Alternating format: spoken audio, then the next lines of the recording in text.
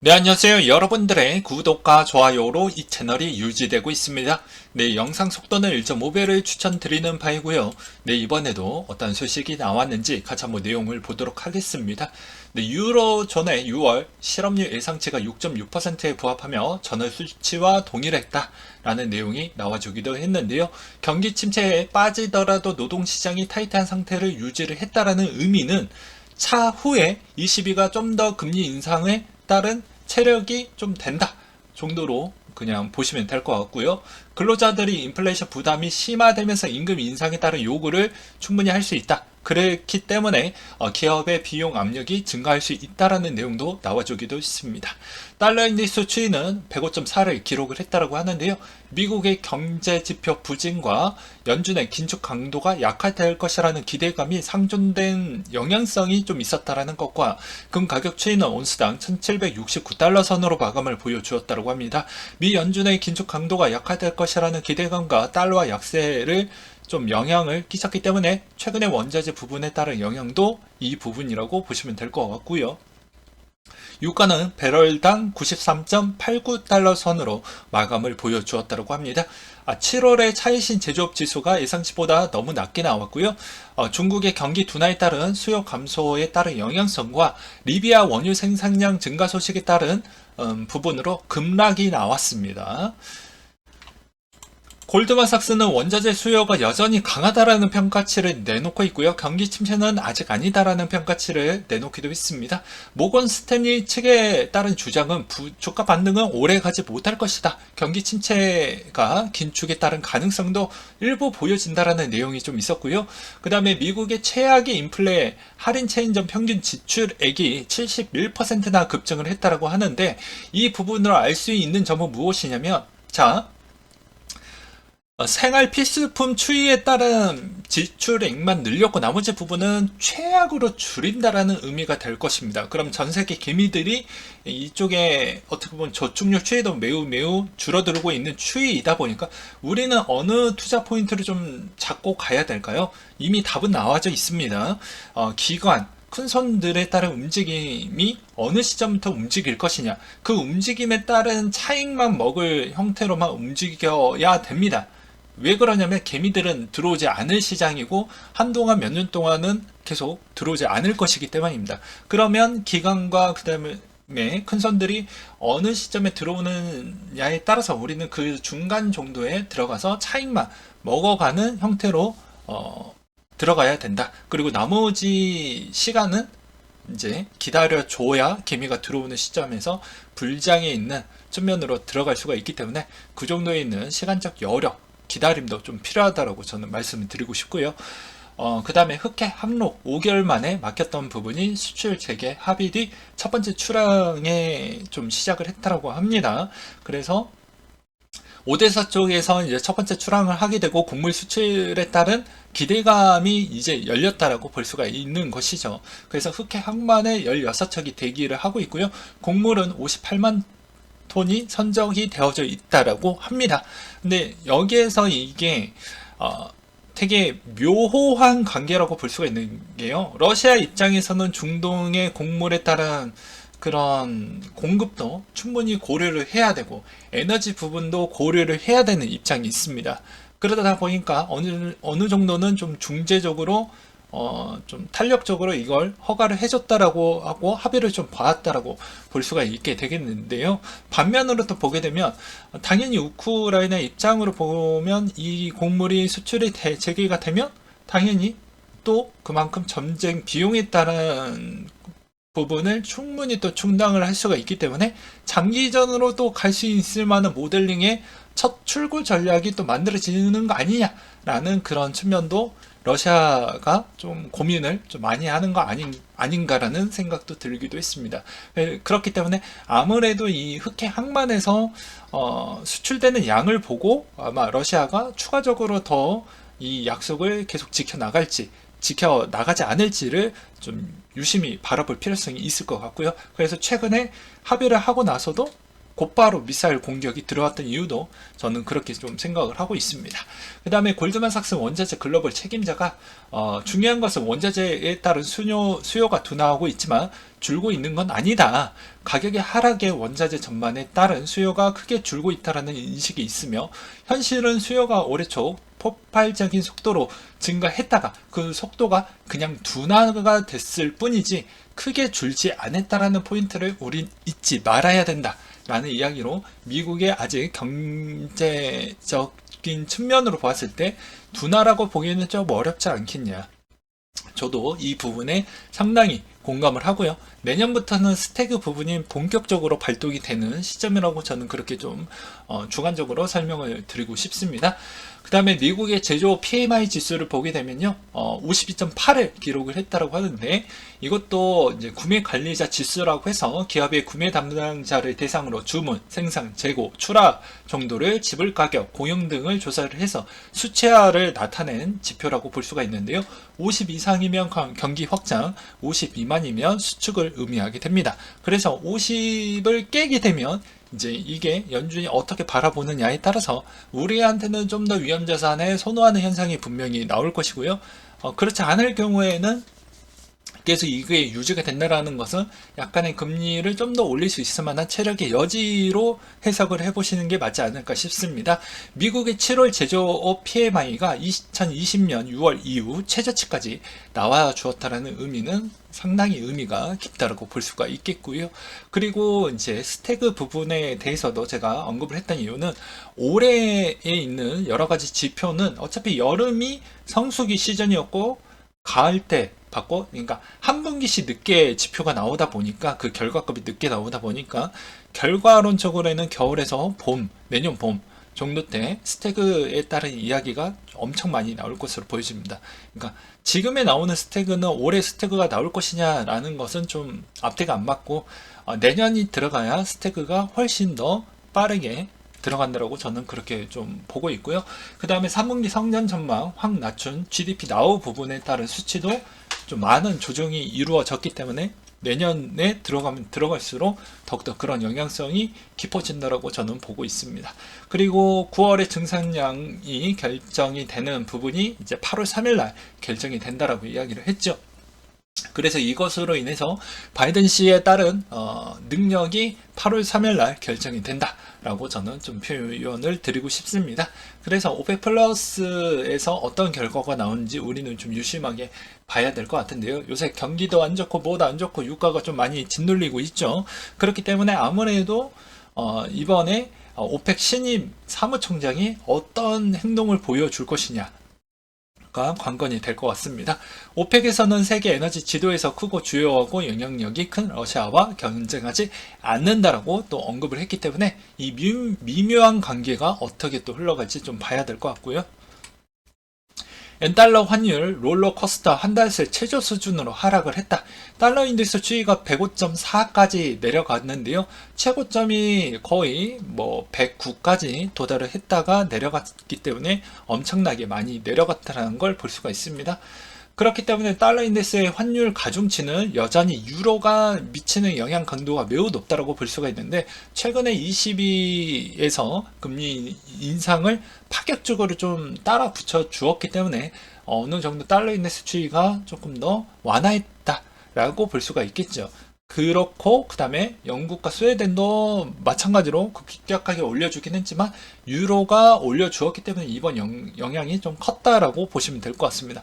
매번 제가 말씀을 드리지만 어떻게 보면 일본과 유로 그리고 나머지 있는 국가들이 전체적으로 금리 인상에 따른 속도를 빠르게 좀 맞춰 주어야지만 비로소 이 물가를 빨리 제압을 할 수가 있는데, 다 자국의 사정 때문에 못한다라는 그 부분이 이 사태까지 왔다라고 저는 좀 표현을 드리고 싶습니다. 그러니까 어떻게 보면 정치인의 생명도 고려를 해야 되고, 공직자도 본인의 그 생명이 정치인들한테 또 연결이 되고, 그러다 보니까 일부 충격을 좀 받아야 되는데 또 국민마다 자기의 또 피해가 가는 또 국민이 있고 그렇지 않은 국민들도 있겠죠. 그러니까 그런 또 이해관계까지도 고려를 하다 보니까 지금 이 사태까지 오지 않았나. 근데 최근에 이제 ECB 쪽에서 올리는 속도를 더욱더 강하게 이야기를 해주고 있기 때문에 너무 늦었다라고 저는 좀 표현을 드리고 싶습니다. 좀 더 빨리 했고 유럽이 좀 힘들더라고 해도 더 빨리 했었어야 했다라고 저는 말씀을 드리고 싶네요. 그래야 지금 물가를 좀 더 빨리 내릴 수가 있기 때문이죠. 그렇기 때문에 하반기에 유로가 한 번 더 올리게 되면 좀 더 수그러질 확률이 매우 높고, 그것으로 인해서 저는 내년에 스태그 부분이 좀 오게 될 것이다. 그 기간이 좀 길지 않길 좀 바라기고요. 왜 그게 길어지면 중간재 입장에 있는 한국의 경제가 별로 좋지 않습니다. 그리고 BOE 변동성 지수, 빅스 지수를 보게 되면요, CBOE 변동성 지수를 보게 되면 좀 더 많이 올라왔다라는 거 볼 수가 있겠죠. 그만큼 불확실성이 매우 높아지고 있는 시점이라고 보시면 될 것 같고요. 이창용 한국 총재가 물가 2, 3개월 안정적인 전망을 보여주고 있다라고 하고 있는데, 약간의 립 서비스를 좀 해주고 있습니다. 심리적 안도감을 주기 위해서 약간의 거짓말을, 선의의 거짓말을 좀 흘리고 있죠. 근데 0.25만 좀 하겠다라고 하고 있어요. 근데 금리에 따른 미국과 역전차는 충분히 이루어질 확률이 매우 높다라고 저는 보고 있습니다. 왜냐하면 8월달 때 좀 0.5까지 안 올리면 이미 추월이 되기 때문에 한국 주식시장 별로 좋지 않겠죠. 그런 점이 좀 봐야 될 것 같다라고 저는 말씀을 드리고 싶고요. 그 다음에 하반기로 가면 갈수록 0.25밖에 못하는 배경이 있습니다. 왜냐하면 그만큼 대부분 이 부채 덩어리, 개인의 부채 덩어리를 어떻게 해소를 할 거냐.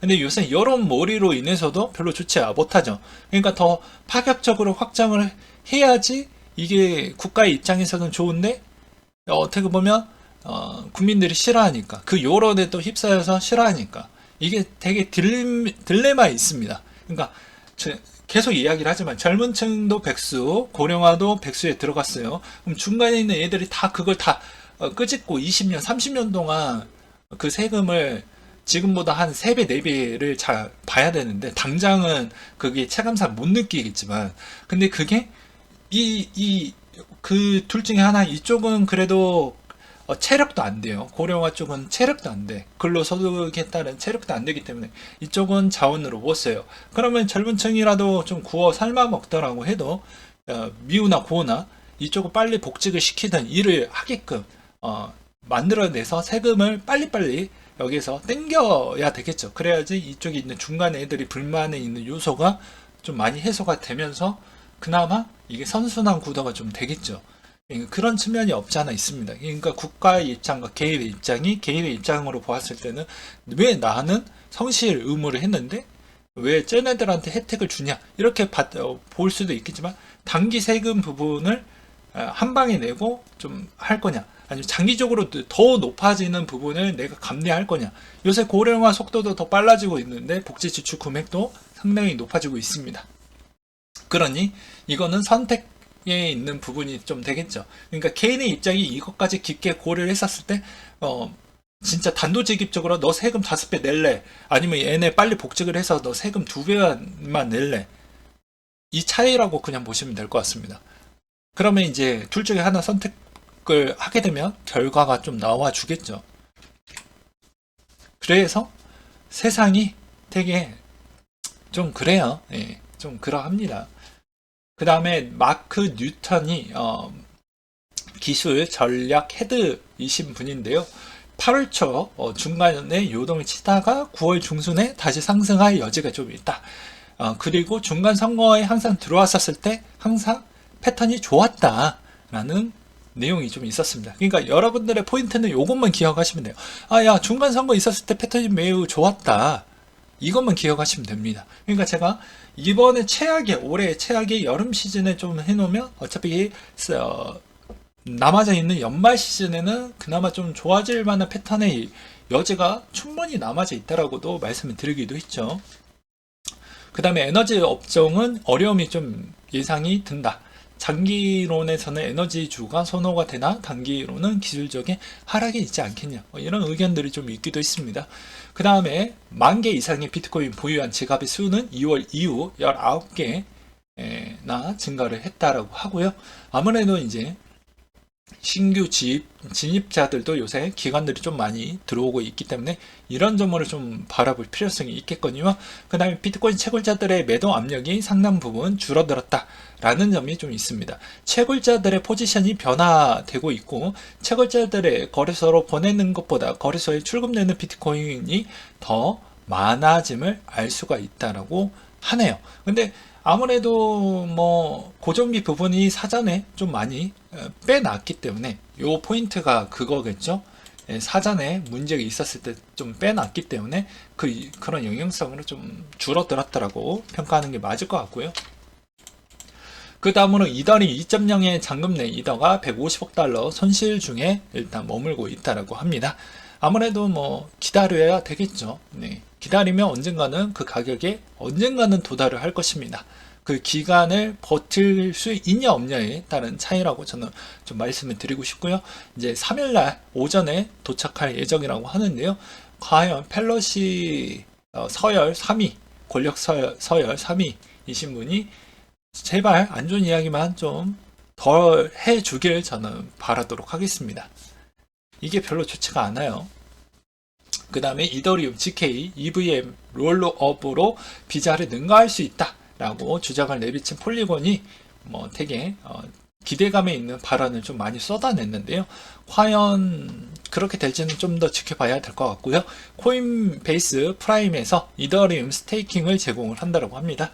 최근에 옵티미즘의 가격이 급등한 이유를 보게 되면 생태계가 강하고요.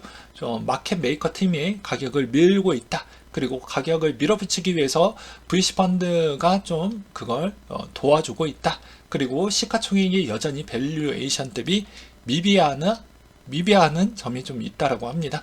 더 블록 데이터에 따르면 7월에 비트코인 채굴자들이 5억 5,500만 달러 매출을 올렸다는 점이 좀 있었고요.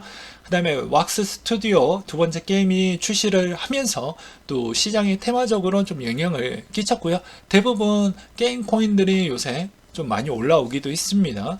그 다음으로 지난 4년간 비트코인 가격 상승은 크게 두 가지 버전으로 갈릴 수가 있다고 하는데요. 선물 주도하는 시장, 현물 주도하는 시장, 이렇게 좀 나뉘어서 나왔던 데이터가 있었습니다. 선물 주도하는 부분은 19년도 때 좀 있었는데요. 저 빨간색 박스를 보시게 되면 저 때가 주도를 했다라고 볼 수가 있어요. 근데 저 시점에서 알 수 있는 점은 무엇일까요? 주도는 했지만 그 주도된 화력이 기간이 매우 짧다라는 걸 알 수가 있겠죠. 그 대신 현물이 주도했던 상승량을 보게 되면 어떠합니까? 말 그대로 적극적으로 현물 시장이 좋으니 그 롱런 했던 상승량이 매우 길었다라는 걸 알 수가 있었던 중요한 초록색 박스 부분만 보아도 알 수가 있겠죠. 그렇기 때문에 이번에도 현물이 주도하는 시장이 언제 정도에 다시 들어올 것이냐에 따른 차이점이 매우 중요할 것이다. 그래서 여러분들은 일단 개미가 들어오는 부분이 들어와야 화력이 저만큼 나온다라고 볼 수가 있는데, 아직 개미에 따른 기대감은 내려두시고 그냥 기간이 어느 시점에 들어올 것이냐, 그리고 스테이블 코인에 있는 발행 부분이 언제부터 많이 늘어날 것이냐, 이것만 보라고 매번 말씀을 드리기도 했습니다. 그 다음으로 메타디엄이 디안트 보르트와 메타버스 디지털 관광 프로젝트 협업을 맺었다라고 해서 요새 또 이것으로 좀 가격이 요동치기도 했었고요. 여기서 나왔던 거는 이제 트래블2 모델로 인해서 NFT 프로젝트이다. 신원인증과 여행증명에 따른 부분으로 뭐 메타버스 관광 플랫폼, 오프라인 리테일 매장도 뭐 이렇게 이것저것 뭐 합쳐가지고 뭐 해보려고 하는 것 같아요. 그 다음에 이더리 2.0 병합에 따른 기대로 추세 전환에 시도 중이지 않겠냐라는 내용들도 나와주고 있는데요. 같은 기간 동안 이더리움 거래소의 입금 추세는 정점을 찍고 하락세를 보여주고 있고 5월을 제외하고 역대 최저 수준을 좀 가리키고 있다고 합니다. 이더의 미결제 약정수가 6월에 하순 저점을 찍고 반등한 후 기존의 저항선을 돌파했다고 하는데요. 지난 2분기보다 가격 하락이 꽤 해소되었지만 선물 시장이 주도하는 장이기 때문에 미결제 약정을 계속 참고하면서 보실 필요성이 좀 있다는 의견도 나와주기도 했습니다. 그 많은 이더가 지금 어느 위치에 있냐라는 또 이런 의견도 있었는데요. 자, 21년도 6월 이더리움 가격의 채굴 해시레이트가 하락할 때도 이더리움 보유자들이 적극적으로 스테이킹에 참여를 했는데, 하지만 9월에 이더리움 POW에서 POS로 병합 소식이 나왔던 내용으로 오히려 스테이킹 물량이 매우 적어졌다라고 합니다. 이 말의 의미는 여러 가지 해석을 좀 해봐야 될 것 같은데요. 아무래도 병합이 연기되는 불확실성, 그리고 9월 19일에 가까워질수록 이더의 가격은 상당히 좀 영향이 커질 것으로 저는 좀 보고 있습니다. 왜냐하면 여러분들 어떻게 보면 이게 되게 웃긴 게, 지금의 시장이 좀 좋은 형태에서 해시레이트가 다른 쪽으로 이더리움 클래식 쪽으로 좀 더 갔다라는 게 별로 좋지 않은 거예요. 이더리움 입장으로 보았을 때는. 왜냐면 가격에 있는 방어 라인도 좀 불안 요소가 좀 커졌고, 해시레이트에 따른 불안 요소도 좀 커졌다 라고 볼 수가 있겠죠. 이 말의 의미는 해시레이트가 좀 더 떨어진다는 건 선물에 미치는 예민한 시장의 매도에 있는 압력이 훨씬 더 커질 수가 있게 되는 현상을 만들어 줄 수가 있습니다.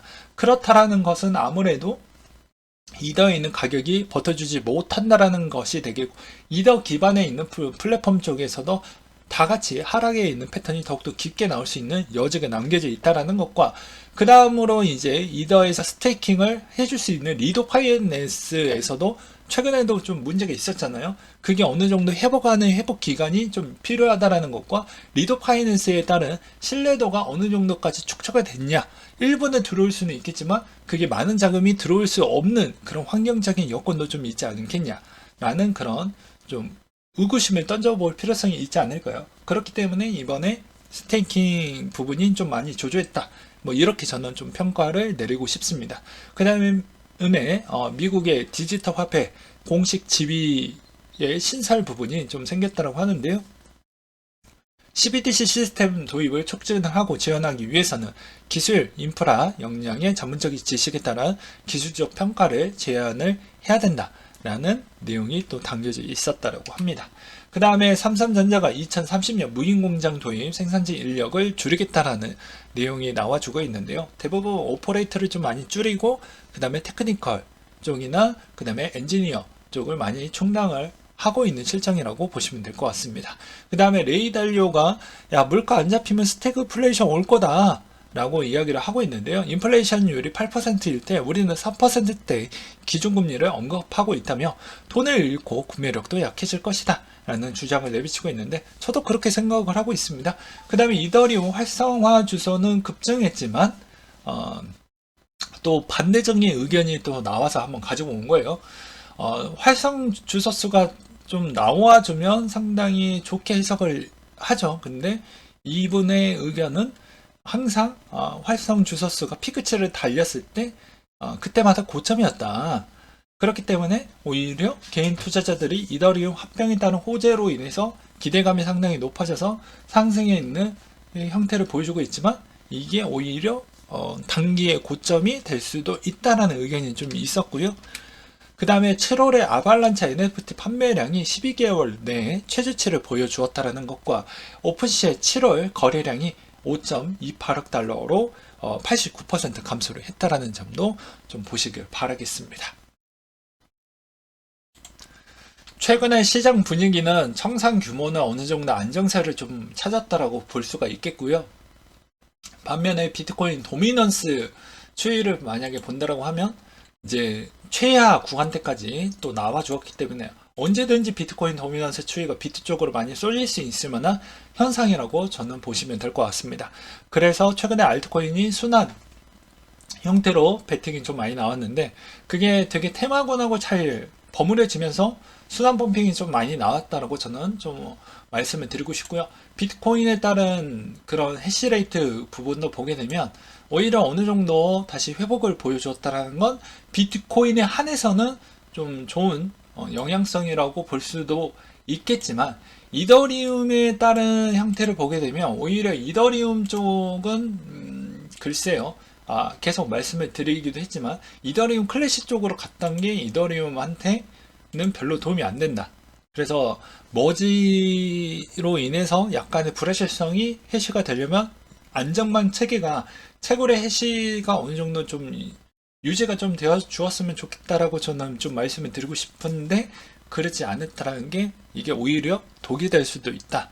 그래서 전반적으로 시장에 미치는 영향 강도는 이더가 체력이 좀 더 받쳐줘야 지금 나머지 부분이 좀 좋을 텐데 그게 좀 묘한 관계에 일단 있다라는 정도로만 설명을 드리면서 마무리를 지어보도록 하겠습니다.